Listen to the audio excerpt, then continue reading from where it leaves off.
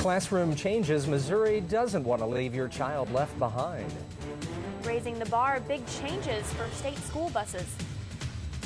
A shocking donation, why this gift came as a surprise to MU. KOMU 8 News at 9 starts now. From Studio 8A, coverage you can count on. This is KOMU 8 News at 9 on the CW. Missouri's education leaders stood at opposite ends today when discussing No Child Left Behind. Good evening. I'm Lindsay Cooper. And I'm Jim Rick. Thanks for joining us. The state's proposed No Child Left Behind waiver would allow schools to set their own standards. The State Department of Elementary and Secondary Education Highway Patrol told us today that it supports a recommendation to improve trainings for bus drivers. The National Transportation Safety Board made this recommendation as a hope to decrease the number of bus accidents each year. The agency wants bus drivers to get more training to focus on the road, pay attention to other drivers, and follow at the proper distance. These recommendations stem from the fatal bus crash that occurred near Gray Summit in August of 2010. The Gray Summit crash was one of 4 fatal crashes that year. The Highway Patrol says setting stricter guidelines for bus drivers will keep transportation by bus the safest means of travel in the state. Is later on in the show. Wow, it's finally getting cold. Finally, winter is here.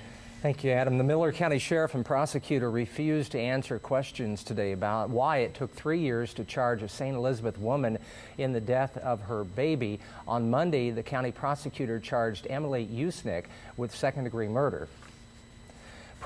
MU announced today it got a generous donation from an unexpected source. KOMU 8's Danny Spiewak joins us live from Research Reactor. Danny, so science research is getting a boost. Yeah, this donation. Tonight, a campaign to transform Jefferson City says it won't give up despite being voted down earlier this week. Today, the campaign released this video stating it does not consider the campaign a failure. Transform Jefferson City supporters consider the vote a starting point to bring about change. The campaign aimed to raise sales taxes and use the tax money to restore local projects. Some businesses told us off camera they think the campaign was voted down because of the difficult economy. Missouri set a record this week. But why many wouldn't consider it a positive one. And a piece of national history makes its way to mid-Missouri. A cold, windy. Okay, thanks, Adam. Today we learned this year's presidential primary in mid-Missouri set a new record.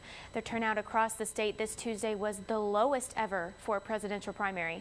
8% of registered voters cast ballots on Tuesday. Local election officials had originally predicted the turnout would be about 3 times that. The Secretary of State's office says about 250,000 people voted in the Republican primary. Meanwhile, about 73,000 voted in the Democratic primary. If you're considering buying a car in Missouri sometime soon, it may look a little different. A new law is gaining momentum at the state capitol that would change the temporary license tags you get when you buy a vehicle. Instead of putting a paper on your window with your temporary number written on it, drivers would get a printed tag that would go in the same place as a permanent license plate. Supporters say this would help police know more about a car when making a traffic stop. Joplin's city manager has a new plan to give residents in the tornado-ravaged town a little peace of mind come this year's storm season.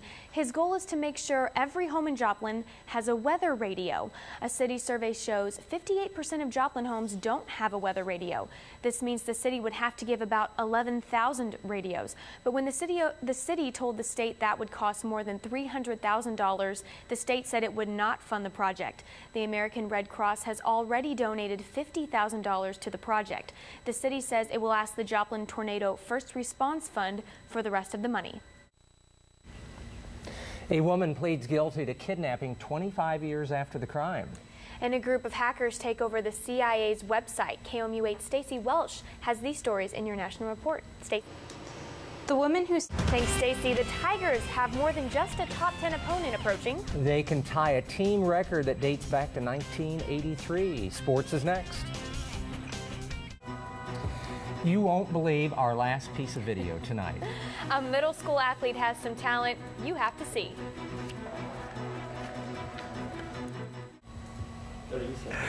Well, on pretty KOMU good, 8 huh? News at 10, we'll have an extended look into what's next for Transform Jefferson City. And a lot of high school basketball highlights, and who knows, maybe we'll see a buzzer beater tonight. We have an overtime game for you at Rockbridge. Okay. If you want to find out who won that one. All right. Hickman also played Hawaii's. We have Bruce Marshall, this kid at Fayette. He's going to Missouri State. He had a big game too. All righty. See you at 10.